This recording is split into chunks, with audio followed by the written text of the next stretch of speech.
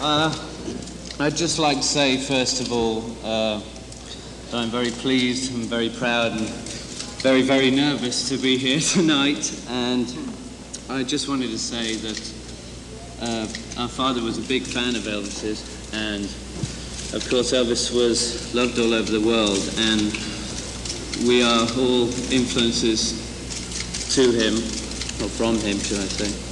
And I think a lot of people in the world get a lot of pleasure from listening to him and love him greatly. And I just have something to say, something to read, that my father once said about Elvis. Elvis was a thing. Whatever people say, he was it. I was not competing against Elvis. Rock happened to be the media I was born into. It was the one, that's all. Those people who picked up paintbrushes like Van Gogh probably wanted to be Renoir or whomever went before him. I wanted to be Elvis.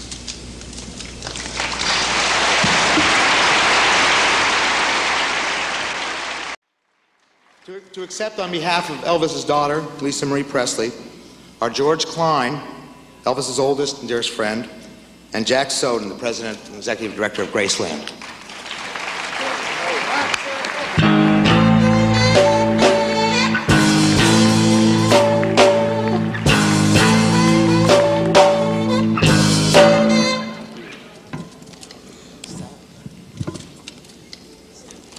It is a tremendous honor for us to be here today, the first 10 artists to be inducted into the Rock and Roll Hall of Fame. His life was about music and about rock and roll. And he had such a great respect for the music and for the other 10 men honored here tonight. This is a very happy event for those of us who knew and loved Elvis Presley and his fans. And we thank you for this prestigious honor from my father, signed Lisa Marie Presley.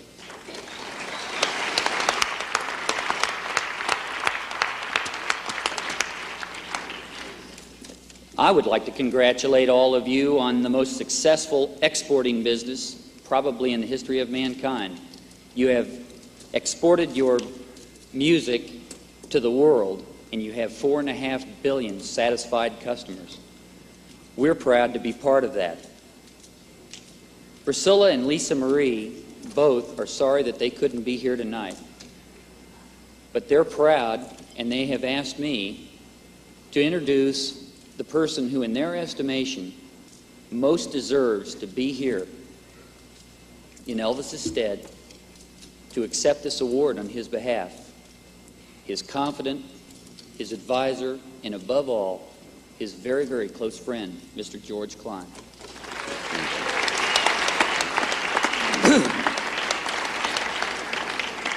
Thank you, Jack.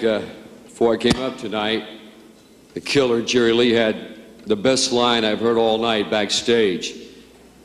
He said, "You know, George, Elvis has been gone 8 years, and he still outdraws all of us." And he does at Graceland, $600,000 a year.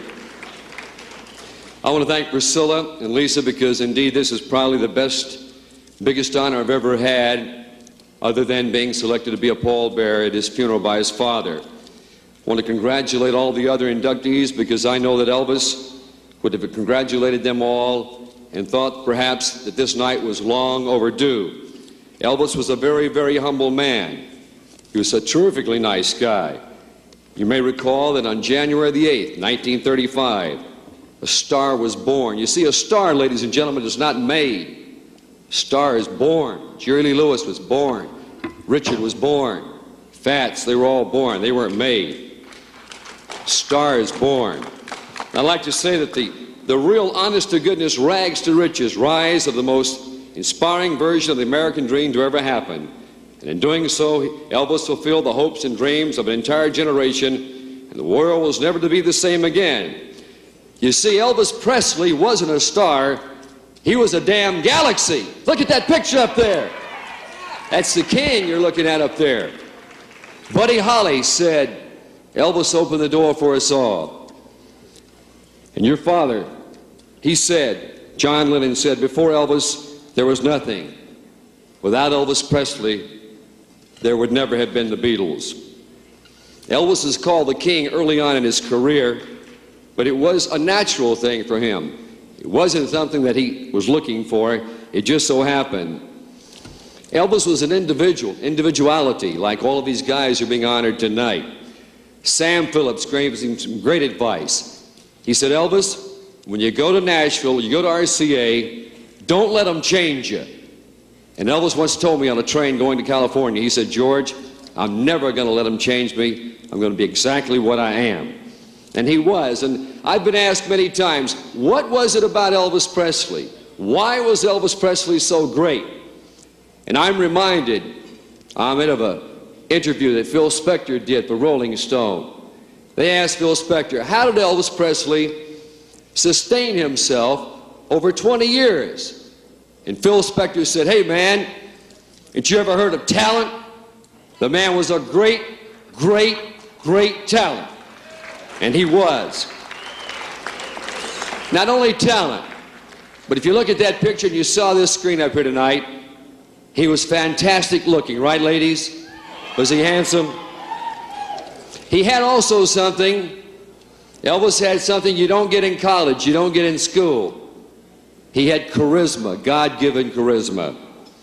And to top it all off, he combined that all with intelligence. And that's how he stayed on top. Personally, Elvis was a great friend to me. You know, I never saw Elvis refuse an autograph. I never saw Elvis refuse a handshake. I never saw Elvis refuse to take a picture with anyone. His accomplishments are so many, I'd be up here another hour if I read them off, how many records he sold. But I do want to point out that Elvis Presley sold 1 billion records. 1 billion records. And on January the 16th, ladies and gentlemen, 1971, for the very first time in Elvis's career, he attended a function. It was called the Top 10 Young Men of America. The United States JCs presented that award. And for the very first time in Elvis's career, he got up and made a speech and accepted an award. And Ahmet, with your permission, and Jan, I think it's appropriate that I should read what Elvis said that night, because I think he would say it this very night. Elvis Presley said, and I quote, "Every dream I ever dreamed came true 100 times.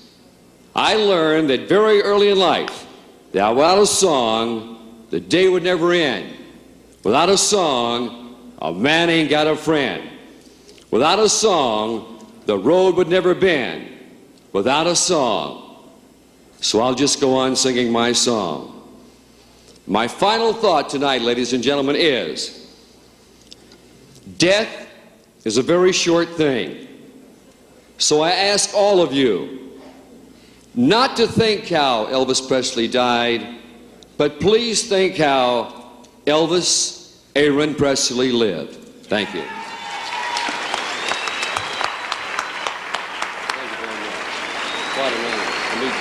Thank you very much.